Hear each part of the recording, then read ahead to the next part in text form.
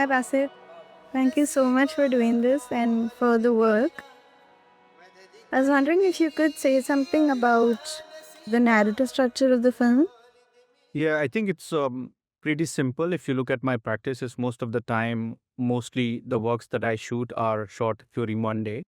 And I've been using this structure of early morning to the late night to the darkness as a place where the film takes place. So it makes it easier for me to introduce ideas that doesn't follow particular structure, but because of the narrative of the day, sometimes things can blend in, which are very different from each other. And so, what do you see in the film is that it's a group of people who came together to reach to the side of the studio that has been recently demolished, a Bari Studio. And when we, it's a collaboration that I've been doing with these people from the last 10 years, almost or more even. The people from the Lollywood film industry from Lahore, and I know these people, they know me, we've been doing it, so it's most of the time just talking about what is possible. I don't have a very strict structure in my mind when the film comes in, but in this work particularly, I think I wanted to involve the things that people are already used to of doing, the skills that people have, the abilities that they could offer for musicians, for writers, for singers, for actors. And I don't have a particular dialogue or particular situation that they should perform in the film. It's just most of the time what they could offer to the film. I have a particular idea, I have certain mood, certain emotions in my mind that I want film to carry. And through that parameters, I would offer people to introduce what they want to involve with. And that's why you see these powerful performances comes in, because these performances are them, it's embedded in their personalities, in their character for over the years of performing in Lollywood film. And this is where you see certain particular kind of stylized character of the film narrative storytelling comes in.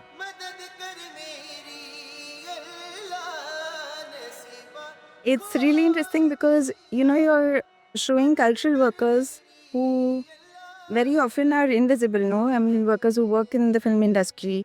So I was curious if you could say something about the role of performance in their lives to a sort of loss. I think it's important to tell that this is the same neighborhood where I grew up. It's a particular area in Lahore where the film studios are based.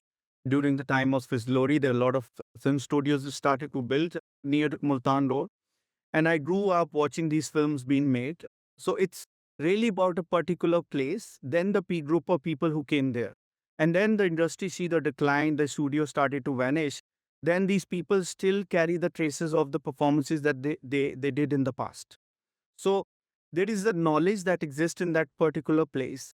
And that in my process of filmmaking has always been, how could I make it transparent? How could you make a film transparent where the performance, the intention of the filmmaker, the intention of these all these people come together, the loss, the whatever the emotion that it comes together in a very transparent manner. So you do not know if some when if you go to that place, it's incredible, anywhere, anything is possible.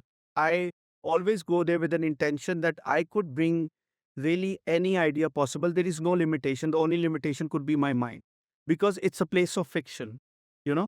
And sometime when you talk to the people, you don't really know, are they acting or is it real, because this is a part of their lives. And because of the financial problem or the collapse of the film industry, people are ending up doing other jobs. So for example, I was working with a project that I did, and I needed a police officer. And after the shoot, he was saying that, I mean, in the middle of a shoot, he said he has to go. And I said, where are you going? Maybe he said he has a duty. It was his actual duty as a film officer. So there are the layers of fiction and reality, and everything can take place there. And it's an incredible place when you go there, when you see people are being called by the action they are performing. So for example, I was shooting one shot, and then we needed a dead body. So this guy went to smoke or something, who was performing there. And then everybody was searching for a dead body, and they were calling him a dead body. They were not calling him by name or something. So it's a place of fiction in every possible way, you know. So that is interesting for me. It's fascinating what you could do in this space as a filmmaker. Bari Studio, I think, seems to almost be the kind of home for all the characters in the film. And the irony almost seems to be it's being demolished for mega housing project. That's for profit, no? Yeah, for me the irony is because I've been working there for 10 years. For me the problem or irony is that nobody cares. It's not. I mean, eventually it's a business. Even if it's a film or it becomes a house and society, it's a business. I completely understand. But people who do not directly profit, they don't also have a problem with it. It has been destroyed. It has been demolished. It's in the process by the minute we are blocking, because half of this studio was destroyed when we talked about, when we shot this film, and now the other half is going through that.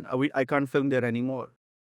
And trust me, nobody knows about it. Nobody cares. I haven't seen any report on television, any media. This place was there from the 1950s, early 1950s. So it's as old as the country of Pakistan. Countless films has been shot. It's a cultural space. It holds so much of the people. It tells so much about the time that the country has gone through. The martial laws, the law, every impression of the time that the country has seen is there. But we don't care if it has been destroyed. It has been washed completely. And I could do my part as an artist, but it's very small. I wish there are much more bigger voices. We are trying to do what we could do on our own. But eventually sometimes you also feel nobody cares, you know. So should you care also? You know, so you sometimes start questioning yourself because it's painful to see. And these people are being directly affected by on one point. And my position as a filmmaker was always, I my father was a poet, so he was also once asked to commission to write a song for a film, which he did, but the film was never made. The industry was going for a decline, and we grew up listening to that song. So my involvement to the film industry was somehow personal. I grew up into the neighborhood. I saw my father's song, but still, when I got involved in 2016, 2015 with the film industry, I thought I'm looking at somebody else's loss. But when the rapid decline happened with the loss of this film studio, where I shot maybe 10 films of mine, I realized it's not just somebody's loss, but it's also mine, you know? Suddenly that moment, it became personal. And that's where I thought I have to do something. And one thing I think important to mention in my practice is that my practice of research has been generated. So it's not that we are only and there just to document a loss and witness a decline, but to generate something, to fight the disappearance. So every time we're coming together, we are producing something like the work this one is.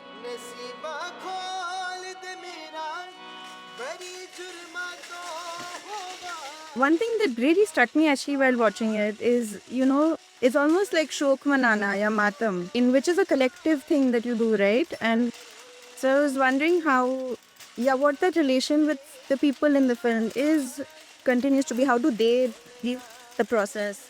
Yeah, it's interesting that you mention it like this because this is where the idea of these chairs comes in because these chairs are used in wedding but also in funeral. And I thought it has both meanings, and also the idea of involving a band was that it's in some culture it is a progression for funeral, and some culture it's a wedding profession.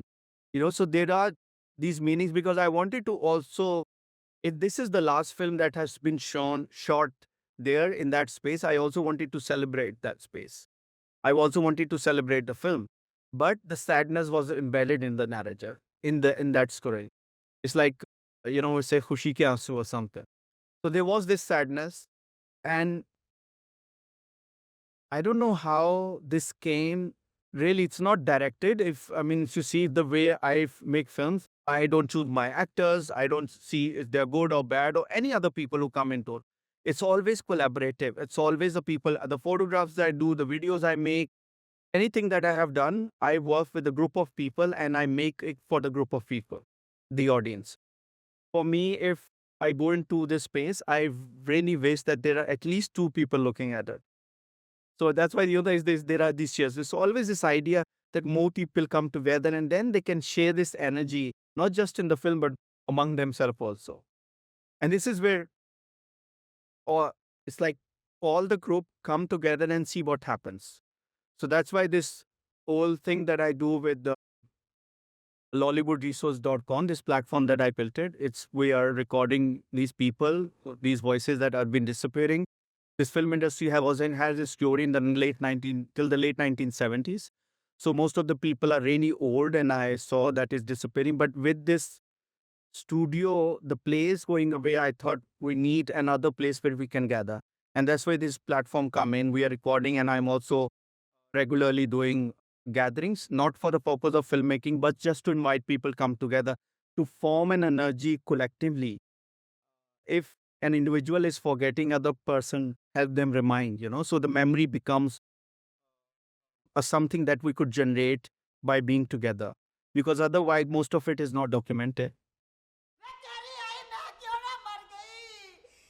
And there is something very visceral. I mean, you have those 4 interviews on the side, and one sees then their kind of memory of what the space was, but also there's a lot of interesting use of sound, I think, in the film.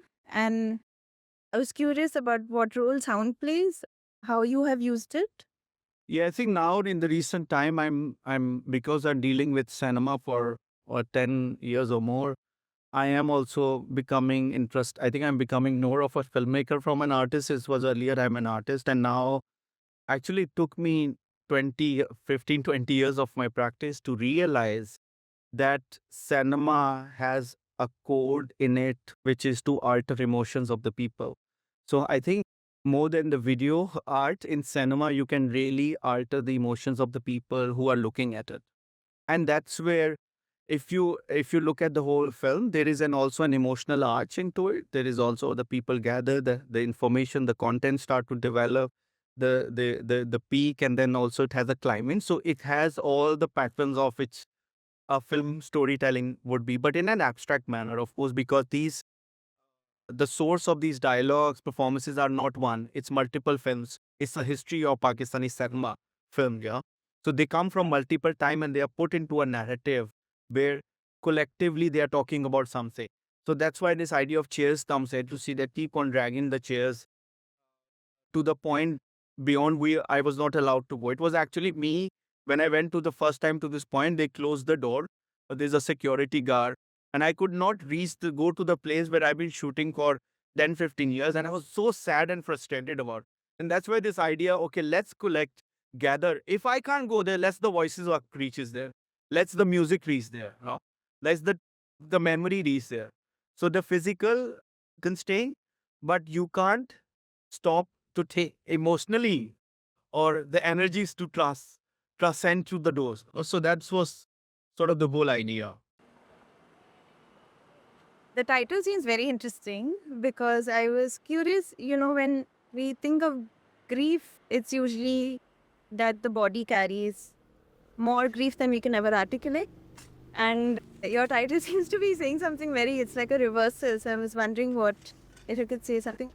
I think most of my titles, if you look at, I don't know if people realize if you've been watching me making things, they are very sculptural, because I was a sculptor before I turned into a filmmaker. So it's very material based, like a body can bleed more than it can tell. It's a very sculptural visual title to have. But it comes through actual being on a film set. So I said earlier that it's a very stylized form of filmmaking, which is set in a certain time and it did not grow. And people are not learning filmmaking. It's just father to a son who daughter to a daughter, mother to a daughter or a son. It's really in a family of filmmakers.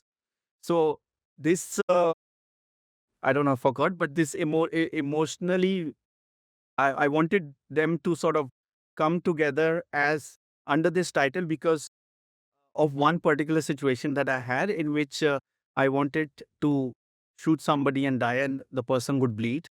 And these people on the set made so much blood. And I was thinking this blood can't carry inside this body that is there. And it is Really, in Pakistani cinema or in the films making that you see, a person would be bullet shot, dead multiple times, and still the blood would keep on coming, keep on coming.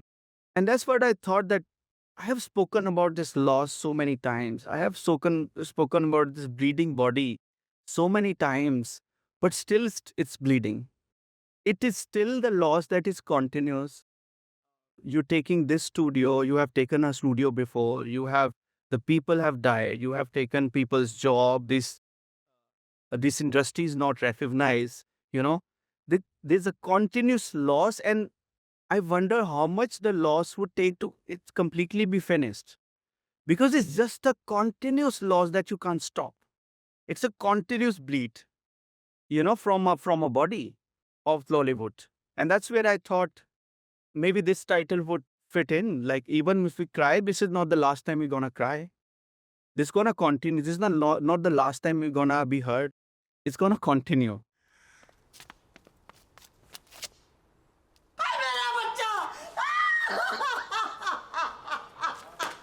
Do you feel like it will end? What's next? Yeah, sometime I wish I had not made the first film there. It was a commission in 2016. The first time I went to the film industry, I was getting into different world of cinema, sports, and other. That's how I got there basically. Sometimes I feel I wish I've not gone there and met these people and saw these individual life, what people have gone through. So I would have not been carrying it this long, and I would have done other things. But now I'm stuck. Now I think I'm stuck there, and I'm stuck in a good, in a positive manner. As I said, I'm generative, I'm positive. Even we lost a studio, let's build one more. If we lost, I'm thinking, if we lost a physical space, let's build a space within a film space.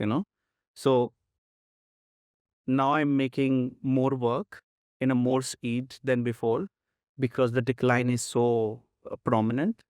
The things that I could do now, I won't be able to do after maybe 10 years.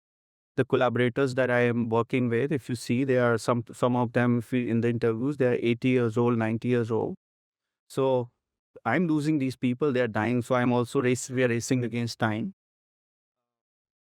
So if I get a commission to make one film, I make two. So these sort of strategies I make just to be generated, just to keep on making things, because eventually it's a film industry. It's about capital. It is about the lives of the people that I'm engaged with. I can be emotionally involved, but these people have earned their livelihood from there. So for me, sometimes it's craving the work, but also what I can bring there. So that's where this other activities start to come in, with gatherings on the interviews. Of also, for the interviews, we pay people to come and to talk to us. So, and this is without any funds. These are things that I'm doing. So if you go online, Lollywood Resource, this whole platform I'm building myself, all the data, all the information. I hope in the future I will be able to acquire some funding. But at this moment, it's just this idea to keep on going. I think what you're pointing at is also to how to confront and look at the processes and the material conditions of what you're producing. And I guess I'm just wondering, like, is that a balance that you try to find or are trying to, how difficult does it seem? What are there strategies that you would recommend for, I guess, younger artists? Yeah, I don't know if I can recommend. I tell you my part. I think I learned to be an artist in a particular manner through an academy, so through artist residencies. A very structural manner, how to be an artist, what sort of things that you do, how to walk, how to behave, how to act, what sort of works that you make. Everything was already there when I got it. And with time, over the period, and finding my own space, my own voice, I think it's, even though I've been here for quite a long time, but every time I'm making a work is a new experience. It's completely a fresh experience. And I am really trying to subtract, trying to take out the things that I have learned over the period in order to introduce myself to fresh ideas. And to be honest to the content, eventually it is about the word, it is about the image, it is about the sound. And every time I'm going on a set, I'm trying to have a very fresh interaction with the equipment, with the material, with to the storytelling, and trying to do all the things that are unfamiliar to. And I am also sometimes in ceiling. Maybe I'm losing my sensibilities as an artist that I have learned, but also on the other side, I'm acquiring something new. So in the recent time, to be honest, I felt a new sensibilities are introduced to me through the sensation of cinema, storytelling, narratives, being on a location, being at one place. For me, filmmaking or art making now it's a ceremony. When I go on set, I take a shower, I put my nice clothes, I put a perfume, you know, all the nice as I'm going to a celebration of gathering of people coming together and generating a voice. And it is so incredible. I think what you see in a installation is probably only I'm trying to replicate what I feel being there.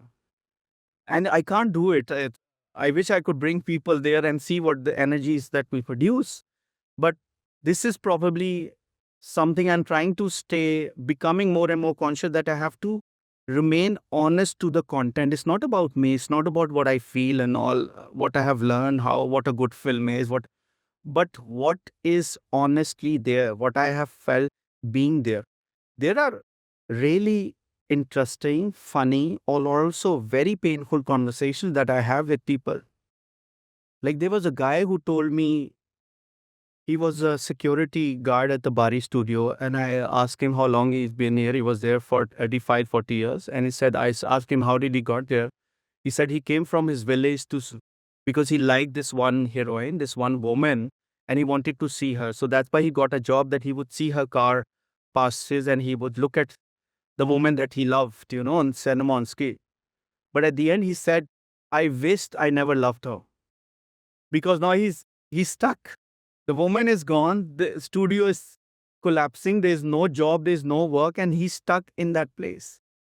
And I was talking to somebody like the places like this, also the Rio Cinema. If you see, it's strange to say when I go to a lot of cinemas now, these places of culture which are being dumped, you know, also Bari Studio, other spaces, and also cinema is in fact, and also Rio Cinema. Mostly there is one or two old souls that are moving around who are taking care of these places. There is also this one old guy who took it. I really wanted to talk to him because he might have seen the glory and now he's seeing the present. The building is falling down and, cinema is not that what it used to be. There's always this one soul that are moving around, which is a complete film in itself. So it's just stories, retelling, narrative, always thinking about people, ideas, thoughts, where reality and fiction just mix on top of each other and you can create another energy, which I can't probably tell what it can.